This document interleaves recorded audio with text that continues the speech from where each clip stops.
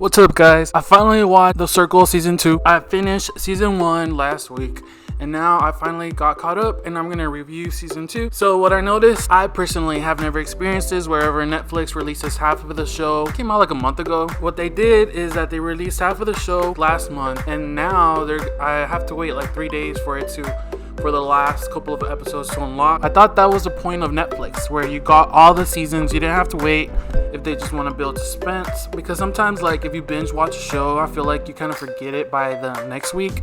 So maybe they want to drag it out in order for people to remember the show and for it to be more memorable, or maybe, I don't know, but Season 2, The Circle. So episode 1, they started off by the girls trying to have an alliance, and it kind of like backfired because there was two strong competitors and they went in hard. They were like, no, we don't want to be like Season 1 and be all night. We're gonna be tough and we're gonna be rude and callous, and they were like, they did not hold back. So on episode 1, Bryant was eliminated, and I'm guessing because he didn't really talk to anybody, he didn't form a connection.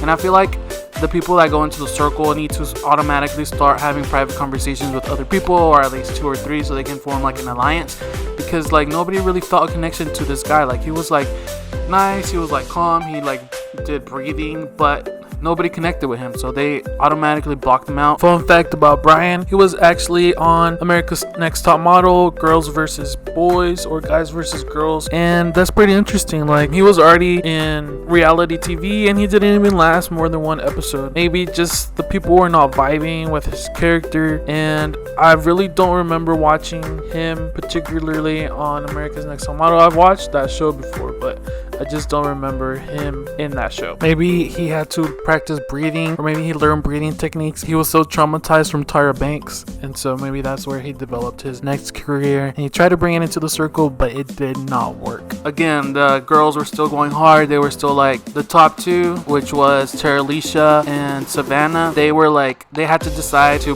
block Bryant, and that's whenever their demise came to be, because then they started to expose each other on episodes 2, 3. Finally in 4, they like exploded, and like everybody else was like, do we really want? Savannah was the first one to be eliminated. I like Savannah because she was like charismatic. She was Filipino and Mexican, and I hadn't really seen that on TV or Netflix. But she was Savannah and Teralicia, their fight, their beef.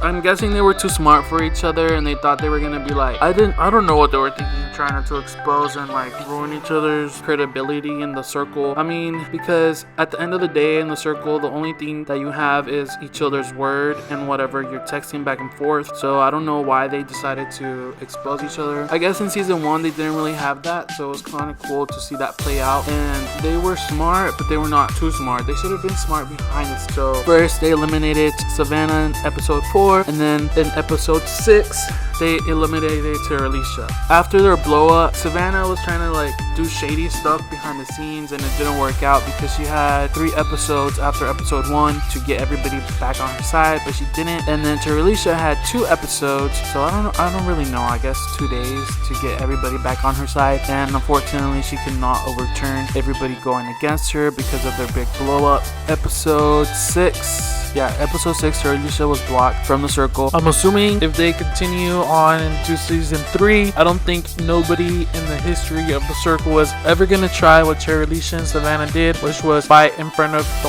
whole circle. All of the people, they're just gonna fight behind the scenes or behind their backs, but I don't feel like nobody's ever gonna be having this huge fight in front of everybody, because that's how they lost everybody's votes. Also, I did not like the fact that she kept referring to herself as a teacher. At first she did say she's a substitute teacher, but after a while she stopped referring to herself as sub. She just said she was a teacher. And lady, a teacher and a substitute teacher are 2 different things, because the teacher actually prepares a lesson and a sub just goes in and substitutes. She doesn't really have to do anything other than go in the classroom and manage the students not to go crazy and wild. So episode 5, 6, and 8. So whenever Lance Bass came in, I did not believe it. I wouldn't believe it if I was in the circle personally, because First of all, if it was Lance Bass, he would have been like episode 1, like the other known girl, Chloe. Like I'd have never seen her. Like I don't know where she came from, but apparently she's kind of famous or something. But if Lance Bass would have been a part of the circle, he would have been on since episode 1. They wouldn't have popped him out of nowhere on episode 7. You know what I'm saying? Or episode 6, whenever he popped up. Yes, in episode 8 they eliminated Lisa. I'm guessing lots of people did not think he was the real thing. I don't know why they want to eliminate Catfish. The circle, is it known as eliminate the catfish or go after the catfish?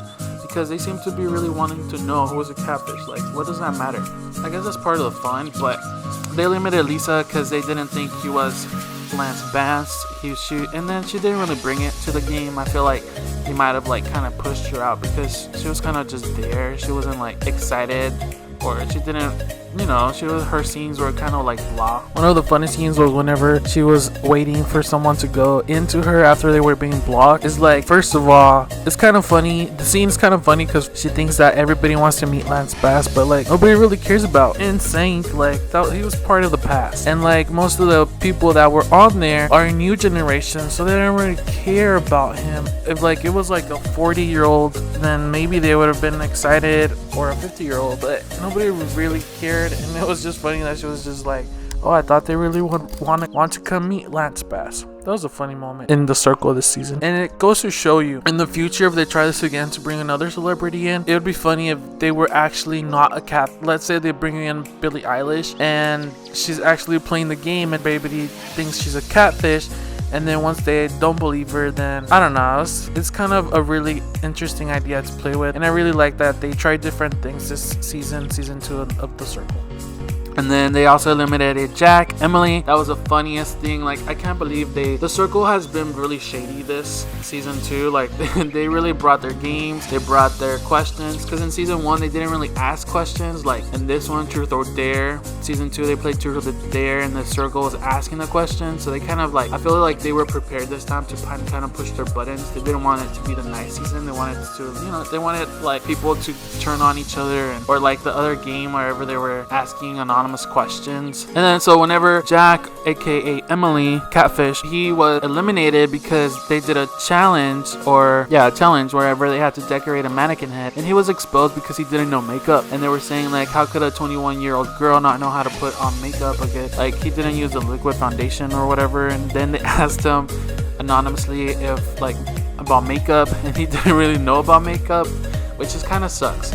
Like, so I'm guessing like in season 3, if they have a season 3 of the circle, like if a guy is going in there as posing as a girl, he's gonna like do his research, hopefully. Like that other catfish, what's her name?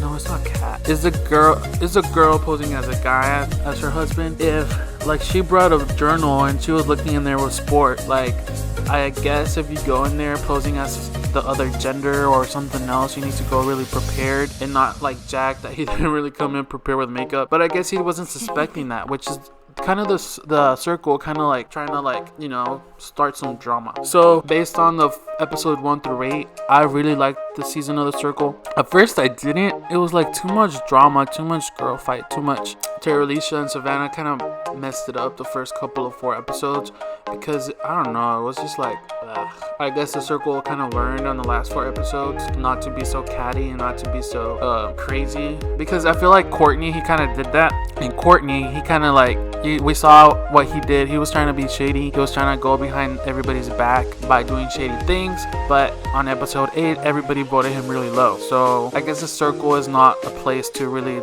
be like that crazy. I guess you need to be strategic in what you say and what you do, but not evil. Like, you need to do things, but not too crazy, not too over the top, because then you'll be voted down and eventually blocked. But I don't know what the point is. Like, why did they want to eliminate Emily and Lance? Why did they want to get rid of the catfish? Like, what's the point of that? Like, is this the circle, find the catfish, eliminate the catfish? Yeah, so I recommend watching the circle. The cliffhanger was that Jack and Lisa, they got a second chance to stay in the circle, but they had to be they were being combined. I'm guessing if they win, they'll have to split the 100,000 in 2, so they'll each get 50,000, which is a lot of money. That's like a year's worth of salary for some people. They got to stay in the circle, but they had to pose as this old man, and Lisa was like, she was thrilled, she was happy, and then Jack was shocked. He was like, what the hell, why do I have to be this old man? But yeah, that was like kind of really funny and invested. I want to finish the season. I think I have to wait like 3 more days to watch the rest of the episode. Definitely recommend. And my prediction of who's gonna win, it's either Kat, Chloe. I feel like Chloe would win. She's kind of like the Joey of the season, but I feel like either Chloe, Kat, or that one guy, Michelle. I think one of them 3 are they're gonna place top 3, and one of them is gonna win the show. Thanks for watching. Leave your comments. Who do you think is gonna win in the comment section? Oh, and subscribe, please.